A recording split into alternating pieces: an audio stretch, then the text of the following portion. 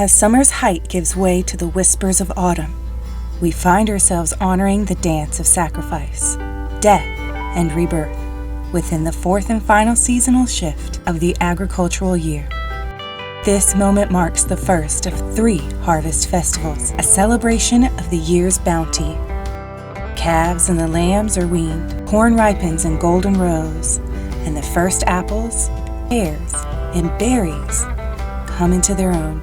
Those first apples, they'll be pressed into a spiced cider. The last day of July wasn't just another date on the calendar, but a celebration.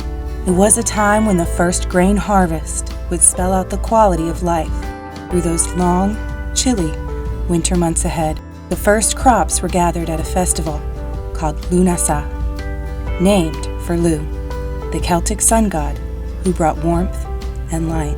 Isn't it fascinating to see how our ancestors found enchantment in the everyday?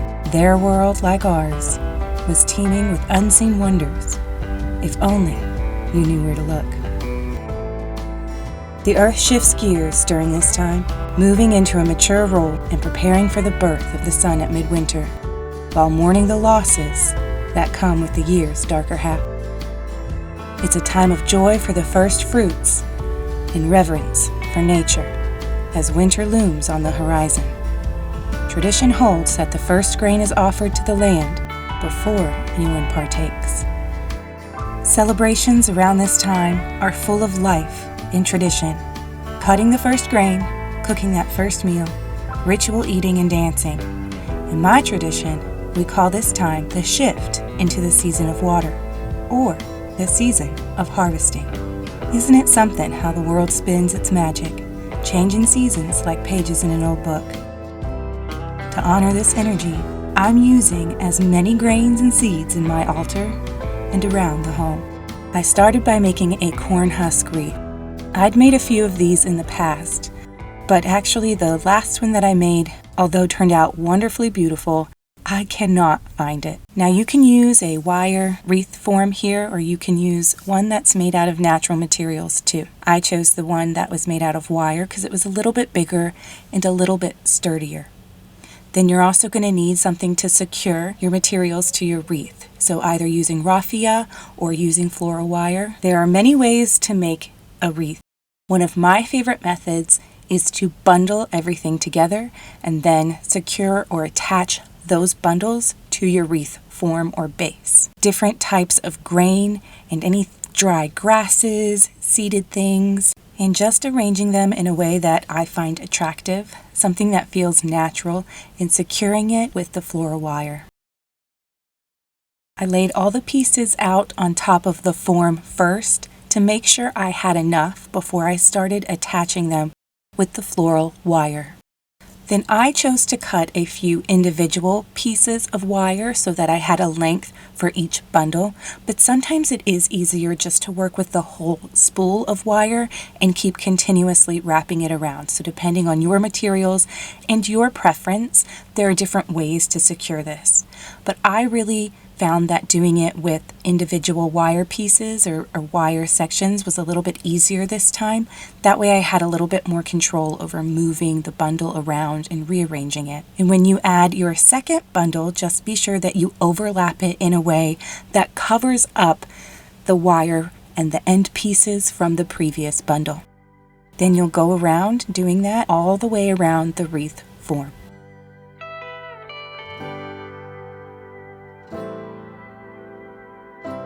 Then just a little bit more arranging and fluffing up to make sure everything looks good. I wanted it to have a very natural, rustic look to it.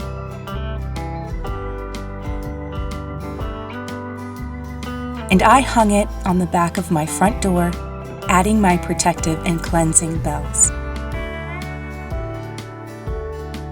As the wheel turns, it is now time to switch over our seasonal altar.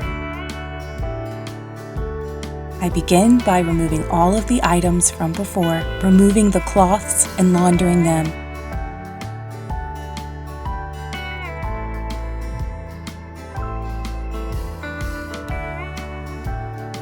And then also cleansing the surface space with moon water.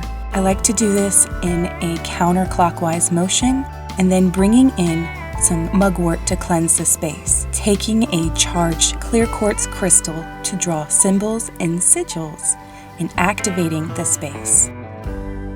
I pulled any dried botanicals, grains, seeds, wheat that I had available, and as I typically do, I included something from the previous altar and put it here on the new altar to help with that feeling of transition.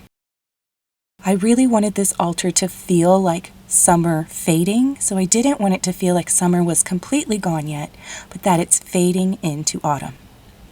While I was going through things to use on the altar and looking through all of my decorations and stuff, I found this wreath that I had made a couple years ago and I never really loved it, so I decided to remake it, and I wanted to make it into a crescent moon shape, which is really popular now.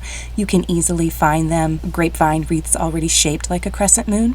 But if you have one that you want to use, you can wrap it really tightly on the ends with some floral wire, and then using some really sharp garden shears, just cut through that, and it's going to give you a crescent moon shape. So I just took some of the things that were already attached to it and helped it work into a new direction, to sort of move things around.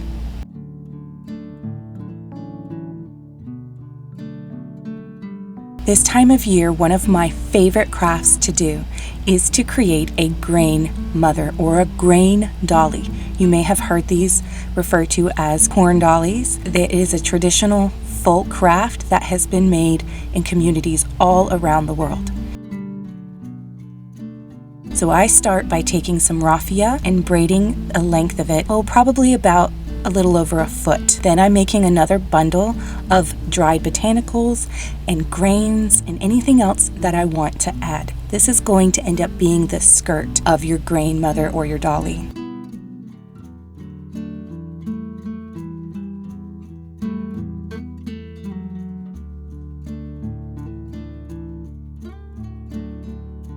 To make the head, I bundled some corn husks together, tying it about 1.5 inches from the top. Maybe, about an inch and a half from the top.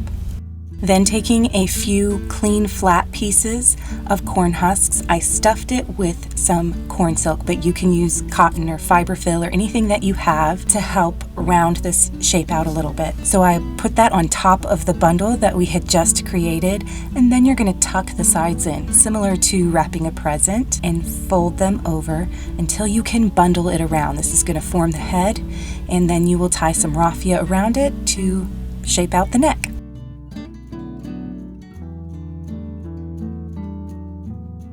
There are many materials that have traditionally been used to make hair for any type of grain doll, but my favorite thing to do, which is the simplest and easiest in my opinion, is to just use a corn husk like this and shape it into a bonnet.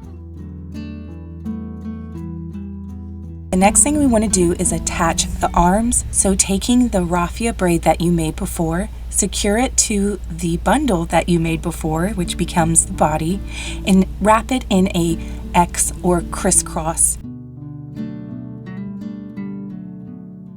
All right, now give everything a really good trim. You want to get this as short and as close to the arms as possible without it coming off. And then split the portions of the neck or head, push it down really well so that you can fit it on top of the body. Then we're going to secure it with another piece of raffia, and this is also going to shape the waist. If you want your grain mother to have a broom and resemble the classic witch as I do, you'll take a piece of wheat or stick. Then with a bundle or bunch of raffia, you want to put it on the stick so that they are like side by side. See how it's somewhat parallel, and then it wraps around. After you've secured it about 1/2 inch from the top, you're then going to bend all of these pieces, which was up, but flip it around and it becomes down. So you can see how we're making the shape of a broom here. And we're going to secure it with another piece of raffia to continue making that broom shape. The next thing you want to do is trim it up so that you now have your broom. Chances are that your grain mother or grain dolly's arms will be a little bit long, and that's okay. We'd rather have a little bit extra, but now is a good time to unbraid some of it, re-secure it, and trim everything up. Now, I wanted mine to be holding the broom somewhat sideways or at an angle so that it looked like it was in motion, so I made one arm a little bit longer than the other and moved them around towards the side. There she is. She's going to hang out here on our altar all winter long, and we will bury her in the spring to bless the garden. I hope you have a truly magical Lughnasadh. Blessed be.